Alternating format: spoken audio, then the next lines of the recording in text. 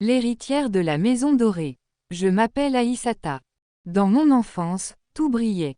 La maison de mes parents dominait le quartier, un grand portail noir, un jardin soigné, des murs couleur sable, des voitures qui entraient et sortaient, des parfums de plats qui donnaient faim aux voisins. Mon père, El Hadji Moussa, homme respecté, gérait des entreprises, des terrains, des projets qu'enfant je ne comprenais pas, mais dont tout le monde parlait avec admiration. Ma mère, Awa, c'était la douceur. Toujours en basin clair, sourire calme, main sur ma tête. Plus grand que, ma fille, tu n'es pas seulement riche, tu es bénie. N'oublie jamais ça. J'avais une chambre remplie de poupées, de livres et de petites chaussures que je salissais trop vite. On disait de moi. Plus grand que, elle a tout. Mais dans l'ombre d'un salon trop luxueux, il y avait un regard que je ne voyais pas encore, celui de ma tante Mariama, la sœur de ma mère. Elle venait souvent, toujours bien maquillée, parfum lourd, bijoux qui tintaient plus fort que son rire. Elle m'observait comme on regarde un objet précieux. Elle observait surtout mon père. Mon père qui disait « Plus grand que, Mariama, tu es ici chez toi. Chez toi ». Ces mots allaient nous coûter cher. Le festin du mensonge. Ce soir-là, tout le monde était réuni autour de la table. C'était une de ces soirées, en famille, que ma mère aimait tant. Poulet braisé, riz au gras, jus de bissap bien frais. Mon père riait fort, comme d'habitude. Moi, je jouais avec ma fourchette. Mariama servait tout le monde, généreuse, attentive. Trop. Plus grand que Mariama, Awa, goûte cette sauce, je l'ai faite spécialement pour toi. Maman, ah, merci, ma sœur. Papa, Mariama, tu gâtes ta grande sœur, hein. Elle souriait, mais ses yeux n'étaient pas en fête. Dans la nuit, les choses ont changé. Je me souviens des bruits. Des pas pressés, de la voix de ma mère qui appelait mon père. Des vomissements, de la panique. Je me souviens qu'on m'a sorti de ma chambre. Que j'ai vu mon père à terre. Je me souviens des mains qui tremblaient, des voisins qui criaient. Plus grand que, appeler une ambulance. Appeler quelqu'un. Le lendemain, on m'a assise sur le canapé. Un homme au costume sombre a toussé avant de parler. Plus grand que, ma petite, tes parents ont été victimes d'une intoxication alimentaire. Je n'ai rien compris, mais de l'autre côté du salon, Mariama baissait les yeux, trop discrète, trop silencieuse. Ce jour-là, je n'ai pas perdu que mes parents. J'ai perdu le monde que je croyais sûr. L'enfant de l'ombre. Après l'enterrement, la maison s'est vidée, mais pas comme on croit. Ce ne sont pas les chaises qu'on enlève d'abord. Ce sont les regards. Mes condoléances ont disparu. Les visites se sont espacées. Mais ma tante Mariama, elle, est restée. Elle s'est installée comme une reine qui prend possession de son trône. Elle a commencé par les papiers. Plus grand que, Aïssata, tu es encore trop jeune. Je vais gérer les affaires de ton père pour toi. Je hochai la tête. J'avais 12 ans. Je ne savais pas ce qu'était un héritage, mais je savais ce que c'était que d'avoir mal. Puis elle a commencé par moi. Elle a fait fermer les rideaux de ma chambre. Plus grand que, tu ne vas plus aller à l'école pour le moment. Pourquoi, Tata? Pour ta sécurité. Il y a des gens dangereux. Tu es seule maintenant. Tu dois rester ici. Les premiers jours, j'ai cru qu'elle avait raison. Les semaines suivantes, j'ai compris qu'elle avait un plan. Ma chambre était belle, murs clairs, draps propres, décor en or. Mais plus j'y restais enfermée, plus ce luxe devenait une prison. Les portes se verrouillaient, mes sorties se résumaient à la cuisine et à la salle de bain. Mes questions restaient sans réponse. Un soir, à travers la cloison, j'ai entendu sa voix. Plus grand que, oui, tout est réglé. Les biens sont à mon nom. La fille, ne t'inquiète pas, je m'en occupe. Tu auras ce que tu veux. Je n'étais plus une nièce. J'étais devenue une marchandise. Le voyage sans retour. La nuit de ma trahison est arrivée sans prévenir. Mariama est entrée dans ma chambre avec un sourire qui ne me rassurait plus depuis longtemps. Plus grand que Mariama, prépare-toi, on voyage. Tu vas vivre à Dakar. Là-bas, tu seras bien. Moi, je vais aller à l'école. Mariama, sourire figé, oui. Tu auras une bonne vie. Obéis seulement. On m'a donné un simple sac. Quelques habits, pas de photos, pas de souvenirs, juste ce qu'il fallait pour disparaître. Une voiture noire nous attendait devant la maison. Je me suis retournée une dernière fois vers le portail. C'est là que j'ai compris que je partais sans mes parents, sans ma maison, sans mon nom. Après quelques heures de route, des lumières ont commencé à apparaître. Plus nombreuses, plus vives. Dakar. Le chauffeur a ouvert la vitre, l'air salé de la mer est entré. Ça aurait pu être beau. Mais ce soir-là, Dakar n'était pas une promesse. C'était une cage plus grande. L'homme inconnu. La voiture s'est arrêtée devant une grande villa près de la corniche. Portail imposant. Caméra. Silence d'argent. Un homme nous attendait. Costume repassé, montre brillante, ventre rond, regard froid. Il m'a détaillé comme on jauge une marchandise. Plus grand que l'homme, c'est elle. Mariama, oui, belle, bien élevée, fille unique, elle te respectera. Moi, Tata, qui est cet homme? Mariama, sec, c'est ton protecteur. Tu vivras ici maintenant, sois reconnaissante. Je n'ai pas compris tout de suite. Mais j'ai compris quand il a tendu une enveloppe à Mariama. Et qu'elle l'a prise sans même me regarder. Un frisson m'a traversé. Plus grand que moi, voix cassée, Tata, tu me laisses ici. Mariama, c'est mieux pour toi. Ne fais pas d'histoire. Elle est montée dans la voiture. La portière a claqué.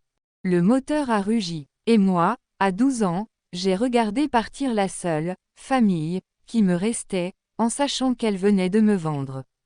Les nuits de silence, les jours suivants se sont confondus. La villa était grande, luxueuse, froide. On me donnait des ordres, jamais des explications. Fais ceci, habille-toi comme ça, ne parle pas trop. Tu dois obéir. L'homme inconnu décidait de mes horaires, de mes vêtements, de mon silence. Il se faisait appeler tonton, mais son regard n'avait rien de familial. Je dormais dans une chambre avec vue sur l'océan. Ironie cruelle, plus la vue était belle, plus je me sentais prisonnière. La nuit, je me levais et j'ouvrais la fenêtre. Je parlais à la lune, comme à une confidente. Plus grand que, maman, papa, si vous me voyez, envoyez-moi un signe. Je ne veux pas finir ici. Ne me laissez pas. Les vagues répondaient à ma place. Et un jour, ce signe est venu. La fissure. Un matin, la maison était en plein désordre. Des cris, des coups de téléphone, des portes qui claquent. Je me suis approché de la cuisine. Plus grand que, comment ça, il y a une enquête sur ses affaires.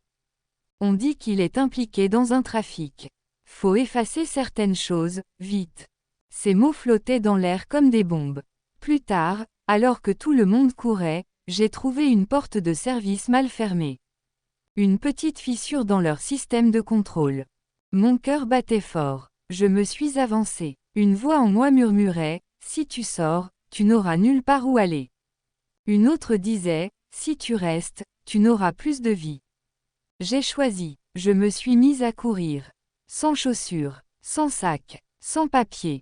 Juste avec une chose, la rage de survivre. Derrière moi, les murs de la villa disparaissaient.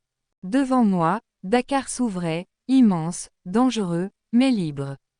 La ville et la rencontre. Dakar n'est pas tendre avec les filles seules. Je me suis perdue dans les rues de Médina, entre les klaxons, le bruit des cars rapides, les vendeurs ambulants, les regards insistants. J'avais faim, j'avais peur, mais je refusais de retourner. À la tombée de la nuit, je me suis assise près d'une boutique fermée. Une femme d'une quarantaine d'années m'a remarqué. Plus grand que elle, toi là, tu attends qui? Moi, voix tremblante, personne. Elle, tu habites où? Moi, je ne sais plus. Elle m'a observé, pas comme un prédateur, pas comme un acheteur. Comme une mère. Plus grand que elle, tu t'appelles comment? Moi, Aïssata. Elle, viens, tu vas manger. Après on parle. Elle s'appelait Fatima, rien à voir avec ma tante. Couturière, veuve, croyante. Elle n'avait pas grand-chose, mais ce peu, elle l'a partagé. Je ne lui ai pas tout raconté le premier soir. Mais elle a vu dans mes silences ce que les autres ne voyaient pas. Plus grand que Mariam, on t'a fait du mal. Mais tant que tu respires, tu peux encore choisir qui tu veux devenir.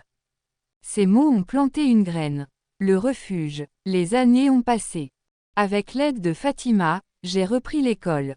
J'ai appris à gérer de l'argent, à lire des contrats, à comprendre ce qu'on avait volé à mes parents. Je suis devenu adulte, plus vite que prévu. Je travaillais le jour, j'étudiais le soir. Chaque réussite était une gifle silencieuse à ceux qui m'avaient brisé.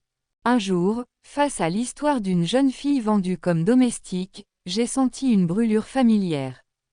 Plus grand que, ça suffit. Avec quelques contacts, le soutien d'une ONG locale, et une détermination que plus rien n'arrêtait, j'ai ouvert une petite maison à Dakar. Un lieu pour accueillir les filles perdues, vendues, abandonnées. On l'a appelée Maison Lumière. Je n'avais plus mon héritage matériel. Mais j'avais trouvé ma mission. Le retour du passé. Un matin de saison fraîche, quelqu'un a frappé doucement à la porte du refuge. Une femme, maigre, foulard usé, regard éteint. Je ne l'ai pas reconnue tout de suite. C'est sa voix qui m'a glacé. Plus grand que elle, Aïssata. Mariama, la femme qui avait empoisonné mon enfance n'avait plus rien de la tante élégante. Elle tenait un vieux sac, ses mains tremblaient. Plus grand que Mariama, ils m'ont tout pris. La maison, l'argent, ceux avec qui je faisais affaire. J'ai voulu voler ton héritage, j'ai tout perdu. Pardonne-moi, je n'ai plus personne. En la voyant, une tempête s'est levée en moi. L'enfant enchaîné dans la chambre dorée hurlait, laisse-la souffrir. La femme que j'étais devenue se taisait. Long silence. Je l'ai laissée entrer. Je lui ai donné de l'eau, un repas, un lit pour la nuit. Pas pour elle, pour mes parents, pour ce qu'ils m'avaient appris, la dignité ne se négocie pas avec la haine. Le matin suivant, à l'aube, je suis partie seule au bord de la mer. Le soleil montait lentement, je regardais l'horizon. Plus grand que, papa, maman, votre fille a été vendue, humiliée, utilisée. Mais elle est debout, elle protège d'autres filles, elle refuse de répondre au mal par le mal. Une larme est tombée, pas une larme de faiblesse, une larme de clôture. Ce jour-là, j'ai compris. On m'avait volé mon or, mais pas ma lumière. Et tant que cette lumière brûlerait, plus aucune fille vendue ne serait totalement seule. La lumière d'Aïssata. Je suis née dans le luxe, j'ai grandi dans la douleur, et j'ai survécu dans le silence. Mais le destin n'a pas fait de moi une victime. Il a fait de moi une flamme. Ils ont cru me briser. Ils m'ont seulement appris à me reconstruire. Ils m'ont vendu, mais Dieu m'a racheté. Aujourd'hui, quand je regarde les filles que j'aide, je vois mon reflet, pas celui de l'enfant qu'on a enfermé, mais de la femme que j'ai choisi de devenir. Plus grand qu'une femme qui ne cherche plus la vengeance, mais la paix, car la vraie richesse n'est pas dans l'or, ni dans les maisons, mais dans la force tranquille de celles qui ont tout perdu, et qui se relèvent. Et si un jour tu doutes, souviens-toi d'Aïssata. Plus grand que on peut te voler ton nom, ta maison, ton passé. Mais jamais ta lumière. Étoile.